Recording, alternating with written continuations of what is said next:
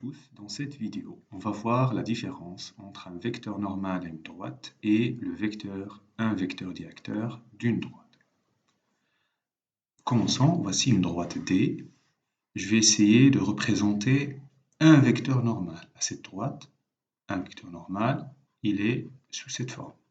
Donc ça, si je le n, c'est un vecteur normal. Alors, j'ai dit que c'est un vecteur normal parce qu'en fait, il y a une infinité. Donc là, N2, là, vous voyez, N3, il y a une infinité.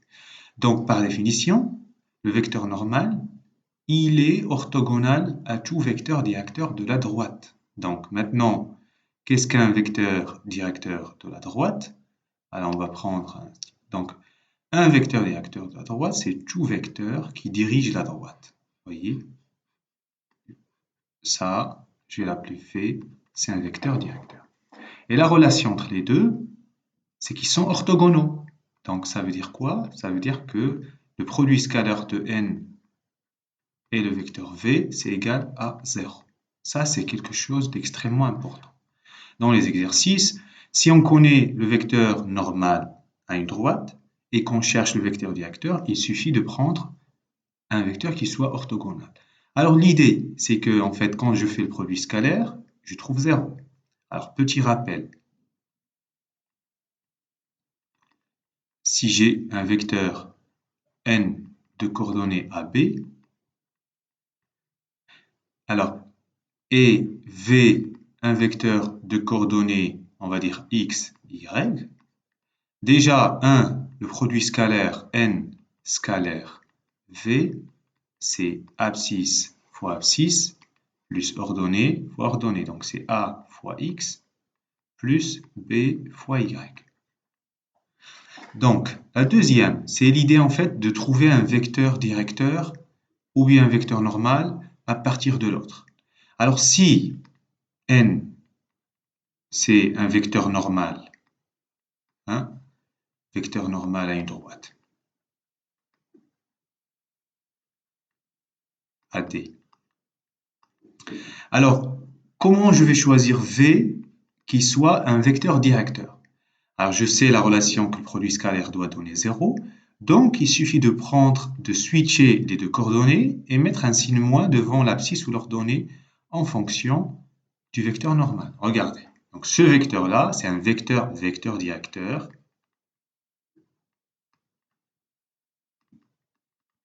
de D.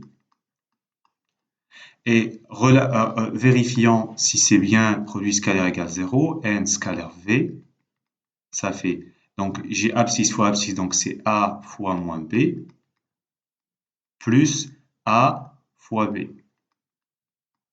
Donc ça fait moins AB, plus AB, ça fait 0.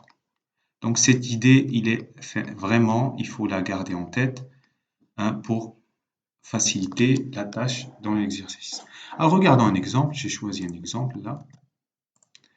Alors ça, c'est un premier, on va dire, un premier rapide. Alors ici, on vous dit détermine une équation cartésienne.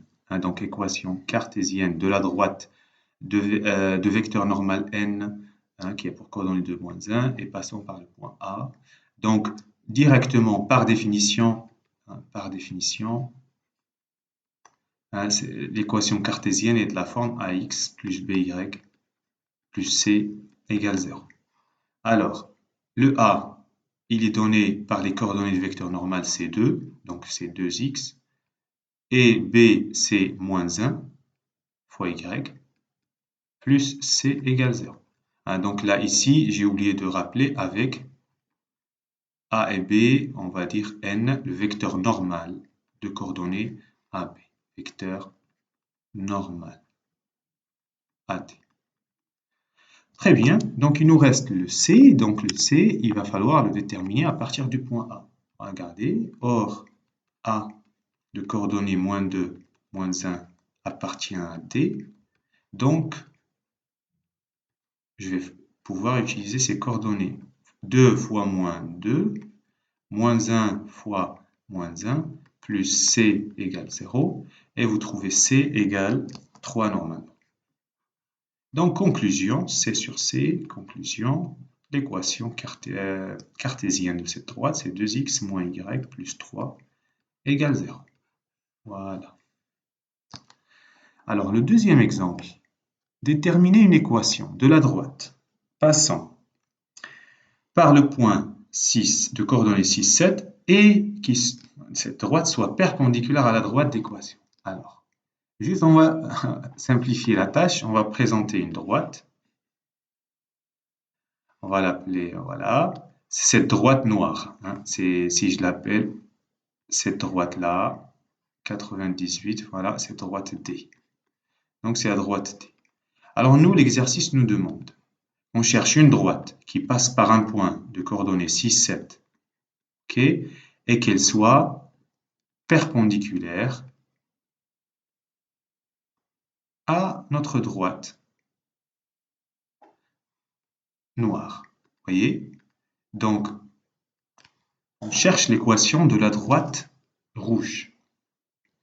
Alors, quelle est l'information qu'on a pour l'instant? La droite rouge qu'on va appeler delta. Alors, delta. On sait qu'elle passe par le point de coordonnées 6, 7. Très bien, ça va nous aider pour trouver la constante C. Maintenant, il nous faut un vecteur normal.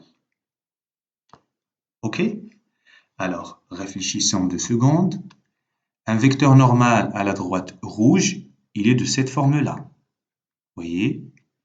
Il y en a une infinité. Il y a un en particulier, il passe, il est porté par la droite noire. C'est un vecteur directeur de D. Donc, notre vecteur normal, il sera un vecteur directeur de la droite noire. Alors, comment je vais écrire tout ça? Comme ça, vous n'allez pas être perdu. Donc, n, le vecteur normal, c'est en fait, le vecteur normal à droite delta, c'est égal au vecteur directeur de la droite D. Alors, or, la droite D, elle est là, vous voyez, hop là. Je connais seulement un vecteur normal. Alors, ça, c'est le vecteur normal à D. C'est 98, 65. Et j'ai rappelé juste il y a un instant, comment choisir le vecteur directeur à partir du vecteur normal? Il suffit de switcher les coordonnées et prendre un signe moins dans l'une des deux en fonction des deux variables. Prenons le premier. J'aurais pu prendre le deuxième, mais il n'y a pas de problème. Donc, c'est presque fini parce que on a trouvé notre vecteur normal. Donc, la droite delta, j'ai les deux informations qu'il faut. Elle passe par le point 6, 7. Et le vecteur normal à delta, c'est moins 65 et 98. Donc, je remplace. Il n'y a pas de difficulté particulière. Donc, moins 65 x plus 98 y plus c égale 0.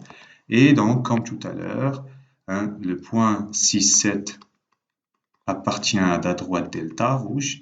Donc, moins 65 fois 6 plus 98 fois 7 plus c égale 0. Et donc, je vous laisse faire les calculs. Vous trouvez c égale moins 296.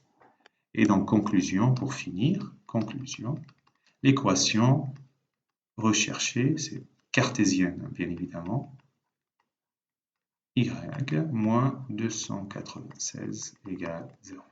Voilà, merci, bon courage.